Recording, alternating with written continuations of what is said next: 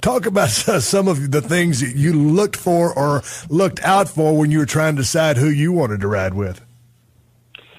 Well, I mean, back then, we were running the A and the B towns. We didn't have the SmackDown and the Raw. So, back in those days, it was an A or B town, and usually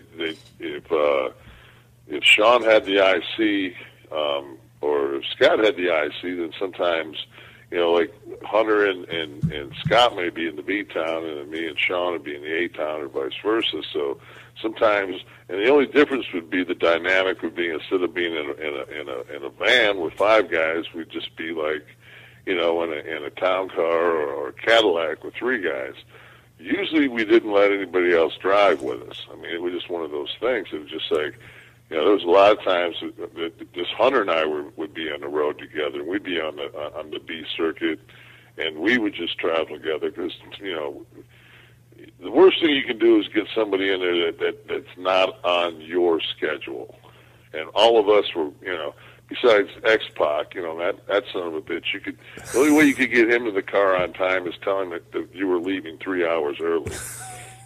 How do you deal with a cat like that? Because you know me, I'm a time fanatic. If you're not 1 minute early, you're 5 minutes late. So how did you guys cope with that aspect? And I know you guys love him to death, and as I do too, but how do you deal with that dynamic? A cat is always late. That would drive me absolutely crazy. The thing was, it was just like this, and this is every single night. There were times, and how it used to be, the rule was anything over 300 miles, you fly. So they'll fucking start you off with Toronto to Detroit, which is about 260. Detroit to Chicago is 296. Chicago to St. Louis is 295. So, I mean, you're making these fucking drives every night. And I used to tell them all the time, I used to tell the officers, when this motherfucking odometer hits 300, I'm parking the shit, and if we ain't anywhere near the arena, fuck you. We're just not working. And I'll be damned to be, okay, city limits, we're here, and it'd be underneath 300. And, but Pac was usually, because he was, such a great, not that he didn't deserve to be at the end of the card, but he was such a great opening match, because he gave you everything you needed. And back in those days, remember, they didn't do, they didn't want a bunch of, over the top rope and all that stuff. So he could keep it in the ring, but still give you all that high flying stuff inside of that context.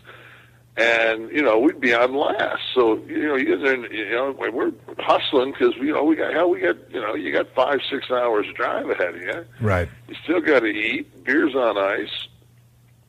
And you go up there and you take your shower and you're putting your hair in the tie. You look over and X-Pac sitting over there in his gear, and he was first match.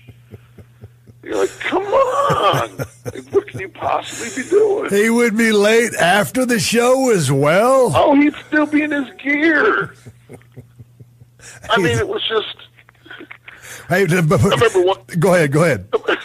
I remember one time, it's like we're just sitting there and we're in Hartford, and if you remember that Hartford building, there wasn't a beer store anywhere around there. Yeah, just horrible. And so we're sitting there, we're just cussing him. We're sitting in this van, and we're just, motherfucker, what is this dude? Everybody, so finally we're going to send a search party out. About that time, he came around the corner with 4 12-packs that he had gotten from inside of the building, that he waited till the guy left and just hooked him. So it's like he always made up for it. Just when you're ready to just slit his wrist and throw him out of the car, he'd come in with a big save. So, all of a sudden, he's the hero. Hey, exactly.